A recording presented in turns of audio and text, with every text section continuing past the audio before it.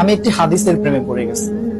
হাদিসটা হচ্ছে ঠিক এমন যে যখন বান্দা একটি ঘরে কান্না শুরু করে এবং তখন আল্লাহর ফেরেশতারা বলে যে আল্লাহ তোমার এই বান্দাটা কি জন্য কষ্ট পাচ্ছে, এবং ফেরেশতারা আল্লাহর কাছে কান্নাকাটি করে বলে যে তার মনের ব্যথাকে তুমি আল্লাহ কমিয়ে দাও। তখন আল্লাহ তাআলা বলেন যে আমার বান্দা এমন কোনো কিছুর মায়া পড়েছিল বা ভালোবেসেছিল যা আমার চাইতে সে বেশি ওই জিনিসটার প্রতি ভালোবেসে ফেলেছিল।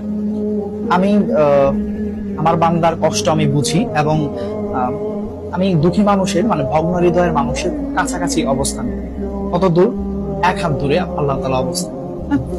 এবং আরেকটা কথা হচ্ছে ফেরেশতারা তখন বলতে থাকে আল্লাহ তুমি চাইলে কি সেই বান্দার সেই অভাবগুলো তুমি পূরণ করতে পারো না? তখন আল্লাহ তাআলা বলেন যে আমি ওয়াদা করতেছি আমার বান্দা যে জিনিসটা তার জীবন থেকে হারিয়েছে তার চাইতে অধিক উত্তম জিনিস আমি তাকে দিব, যা দেখে পৃথিবীর মানুষ বিস্মিত হবে।